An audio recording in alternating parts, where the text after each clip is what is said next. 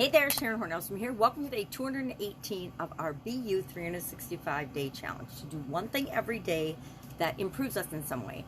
This month we're focusing on the life framework area of confidence. And our topic today is ego and confidence. And I actually really enjoyed researching this particular topic because when I was younger, I had a lot more ego and less confidence, and it seems like there was this balancing scale. The more egotistical I was, the less confidence I had, and people come off as having this great bravado and arrogance, but that's just ego. It's not confidence. To have confidence is to have faith in ourselves and in our abilities, but ego is something entirely different. Ego is, it operates out of self-interest. It doesn't operate out of making the world a better place. It operates out of, I'm better than everybody else. I'm entitled to better treatment, better everything. I deserve everything that I want in the world, and everybody else can, suck on a magnifying glass. It seeks approval, accolades, and validation at all costs in order to be seen as right or as winning. It's the difference between self and self-sabotage. So we're going to talk about today 7 signs that you have an ego problem, or that show that you have an ego problem. Then we're going to talk about 4 different ways that you can control your ego and increase and encourage your confidence. And then actually 11 ways to balance humility with ego, because the opposite of ego is humility. It's caring about other people. It's not being just self-interested in putting yourself above everyone else. So what are these 7 signs that you have an ego problem? And I didn't make these up. I got them off the internet, of course. Not sure what site it was on. I think the 11 came from Inc. magazine, because they're kind of business related. But otherwise, it's all good. Whoops. I'm in charge of alarms right now. That was a long one. Well, I guess I didn't turn it off. Okay, oh, I'm on the wrong one. Turn off the wrong one. Okay, so what are these 7 signs that your ego is out of control, or that you have an ego problem? Number 1, you detest criticism. Number 2, you must always win at all costs. Number 3, you constantly compare yourself to others and feel that you are better than them. Number 4, you tend to interrupt others a lot. Number 5, you have no sense of gratitude. Number 6, you love to take credit for success. And number 7, you are too defensive. You're defensive about everything. Now, when I was younger, I could see myself in a lot of these signs, which is part of why I decided I needed to change, because I didn't want to be an egotistical person. I wanted to show up in the world in ways that make me a better person and the world a better place.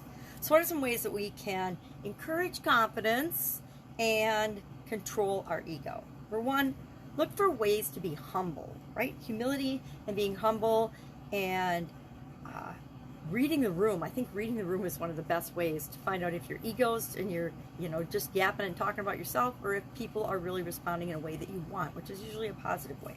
Number 2, connect with a higher purpose than just yourself. If you're the most important thing in the universe, which we kind of are, right? There's a balance between confidence and loving ourselves. Self-love isn't ego, right? You don't have to have it. Ego just takes it over the edge. It's like stretching our comfort zone. It just jumps outside the line of what isn't okay. Number 3, you give up your need to always win and always be right. And number 4, remember your manners, right? Again, read the room. Pay attention to how you're impacting and affecting other people. So what are 11 different ways that we can balance humility with ego? Again, this list, I believe, is from Inc. magazine. It has a lot to do with business, because guess what? If you're you have to be confident in business, but if you're super egotistical in business, it will come back to bite you in the tail. So number 1, we are going to, I guess I need my magnifying glass. Stop and think before we react. Ooh, that's a good one. We should do that all the time anyway, right? Number 2, don't neglect your humility. Don't forget to pay attention to, how am I showing up in this situation? Number 3, know your crowd and Don't label things. Don't label people, places, things, situations. Pay attention to what's going on around you. 4, pay gratitude to what you've accomplished.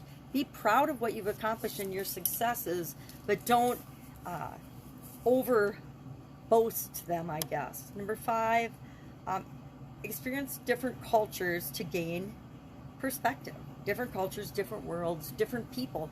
I guess I say embrace diversity. Embrace that everyone on the planet is different, and focus on the positive differences, not on what you decide that you want to judge or criticize. Number 6, complaining is as bad as bragging. I love this one. Number 7, treat famous people and influencers the same as you would treat anybody else, right? A lot of people that are focusing on their ego and not humility will treat people that they consider more important. Well, then that automatically makes all the people that you're not putting on a pedestal be treated like they're inferior. You can always tell the character of a person by paying attention to how they treat other people. How do they treat waiters and waitresses? How do they treat service individuals? How do they treat everyone? Because how they treat everyone is anyone is how they treat everyone, at least in my experience. Number 8, if you take credit for your successes, take credit and responsibility for your failures as well. Number 9, remember it could always be worse. That one's kind of a pessimistic view, but be grateful for what is working in your life and focus on those things, and realize that no matter how bad a situation is, it could be worse, and we don't want that to happen. Number 10, focus on the present and realize that the journey is not over. Tomorrow's another day. It's a new day. Every single day we get a new chance to change our life, change our behavior, change our thoughts, feelings, actions, and beliefs. And number 11, always give back. Always be giving value to the world, because what we put out into the world is what comes back to us.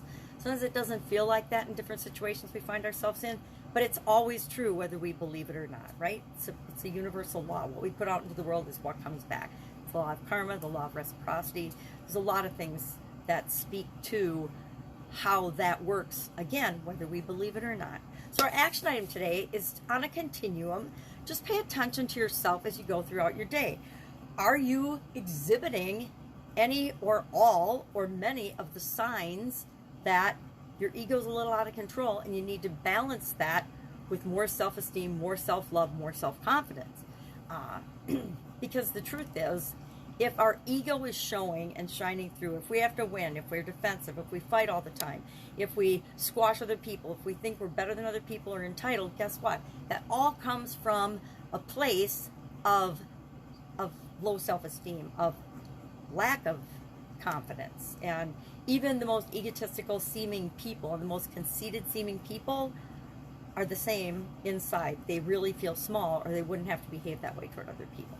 So our challenge today is to ask ourselves, where am I on the ego, which would be 0, to unwavering self-confidence, which would be a 10, right? No matter what happens, I know I'm going to be fine, and I'm going to figure it out. And that's humility. I could say ego to humility, self-sabotage to self. Just think about that today and pay attention as you go about the day. Is your ego popping through and showing? Because our egos always pop up, right? Especially in situations where we don't feel comfortable. All right, any questions, hit me up. Otherwise, I'll be with you tomorrow.